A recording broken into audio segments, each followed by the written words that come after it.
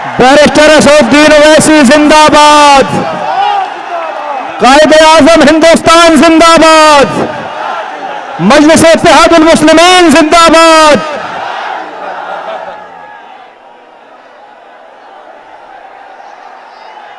बिस्मिल्लाहिर्रहमानिर्रहीम। अस्सलामु अलैकुम व रहमतुल्लाहि व बरकातहू। मुअज़्ज़िज़ हाज़रीन इकराम, बुजुर्गान कौम और मिल्लत, मेरी इज़्ज़तदार माँ और बहनों, गयूर नौजवान साथियों, मैं आप तमाम का दिल की गहराइयों से शुक्रिया अदा करता हूँ कि बहरेज की सरजमीन और मटेरा विधानसभा में जो मजलिस-ए-इत्तेहादुल मुस्लिमीन का एक तारीखी जलसे आम हो रहा है, इसको आपने तारीखी बना दिया। हज़ारों की तादाद में यहाँ पर शिरकत करके मैं आप तमाम का शुक्रिया अदा करता हूँ कि आपने अपना कीमती वक्त निकाल कर तकालीफ को बर्दाश्त किया और आज आप यहाँ पर जमा हुए हैं। आप तमाम का मैं अपनी जानिब से और मजलिस-ए-इत्तेहादुल मुस्लिमीन की जानिब से शुक्रिया अदा करता हूँ।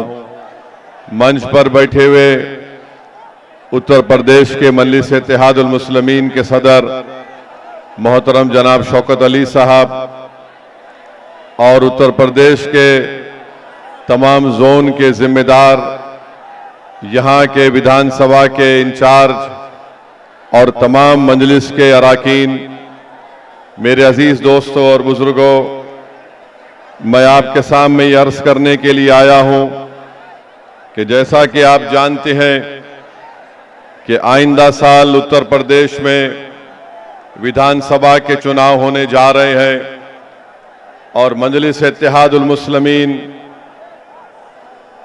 हमेशा ये कोशिश करती आई है कि जहां पर कमजोरों की एक सियासी ताकत को मजबूत किया जाए। मेरी आपसे गुजारिश ये है कि आप जानते ये हैं कि अगर आप संविधान को पढ़ेंगे तो संविधान के दफा 37 को अगर हम पढ़ेंगे और संविधान का जो पहला पन्ना है, पहला सफ़ा है, उसको अगर आप पढ़ेंगे तो उसमें लफ्ज़ इस्तेमाल हुआ इंसाफ का, जस्टिस का। अगर आप संविधान की दफा 37 को पढ़ेंगे तो उसमें बात आई है सियासी इंसाफ की। इसी सियासी इंसाफ की लड़ाई असदुद्दीन ओवैसी और मजलिस-ए-इत्तेहादुल मुस्लिमीन लड़ रही है। अगर आप चाहते ये हैं कि ज़मीनी सतह से उत्तर प्रदेश में आपकी एक लीडरशिप बने, तो मेरी आप तमाम से गुजारिश है कि आने वाले विधानसभा में हम तमाम को मुत्तहिद होकर अपनी एक सियासी लीडरशिप को बनाना पड़ेगा। ये संविधान हमको इस बात की इजाजत देता है, वो संविधान जिसको बाबा साहेब अम्बेडकर ने बनाया, और बाबा साहेब अम्बेडकर ने संविधान के पहले पन्ने पर इंसाफ को लिखा। बाबा साहिब ने संविधान की आर्टिकल 37 में उसका जिक्र किया। यही लड़ाई आज शौकत अली की क़ियादत में उत्तर प्रदेश में मजलिस-ए-इत्तेहादुल मुस्लिमीन बरसों से लड़ती आ रही है। मेरे अजीज दोस्तों और बुजुर्गों, मैं आपको ये बताना जरूरी समझता हूं कि अगर हम समाजी और माशी इंसाफ को हासिल करना चाहते हैं तो पहले सियासी इंसाफ होना चाहिए। आज आप जानते हैं कि जब तक हम अपने नुमाइंदों को कामयाब नहीं करेंगे जो उत्तर प्रदेश की विधानसभा में जाकर आपकी बेबाक आवाज बने, आपके मसाइल की तर्जुमानी कर सके, आपके लिए हक की लड़ाई लड़ सके।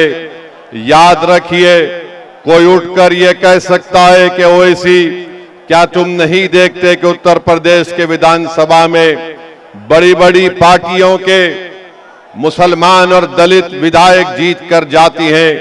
मेरे अजीज दोस्तों और बुजुर्गों, मुझे यहां पर मान्यवर कांशीराम याद आते हैं। जब कांशीराम साहब से भी यह सवाल किया गया था तो मान्यवर कांशीराम ने कहा था, ये जीत के जरूर जाती है मगर ये चमचों का रोल अदा करते हैं।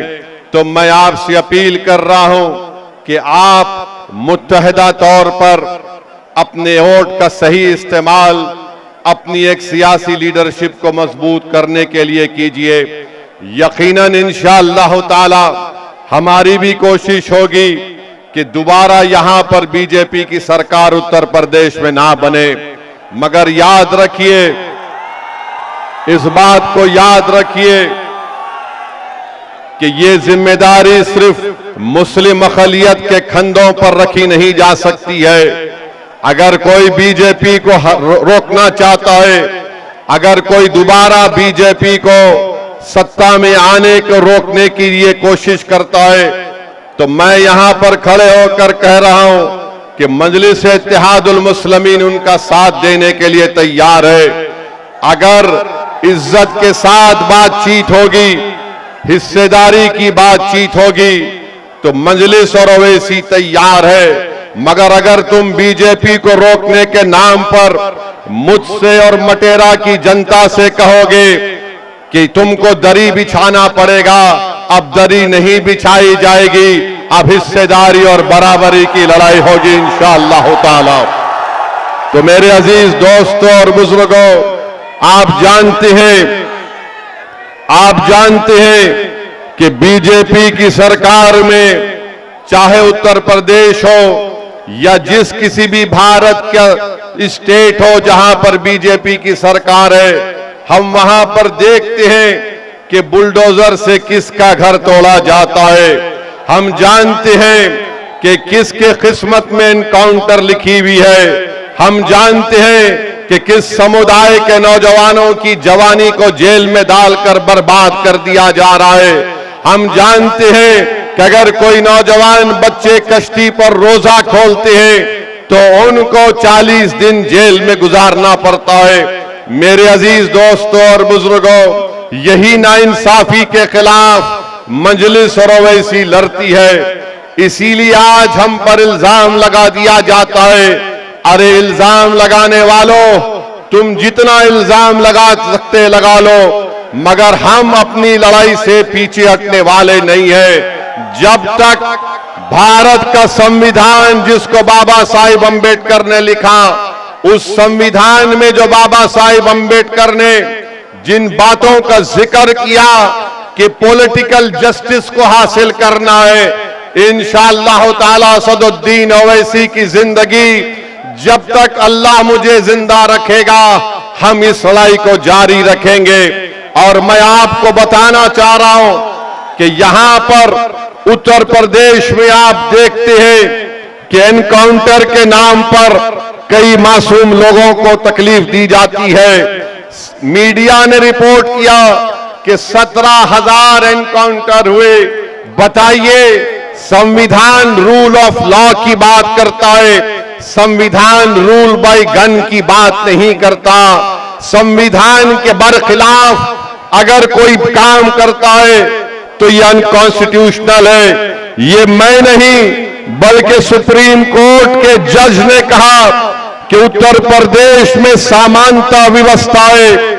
इलाहाबाद हाई कोर्ट के जज जनाब विनोद साहब ने बात कही है। 19 मार्च को मंसूर अहमद को पकड़ लिया गया, पुलिस कस्टडी में रखकर जुल्म किया गया, एनएसए लगा दिया गया। इलाहाबाद हाई कोर्ट ने फैसला दिया कि मंसूर अहमद को 2 लाख रुपए पुलिस के उस ओहदेदार को देना पड़ेगा।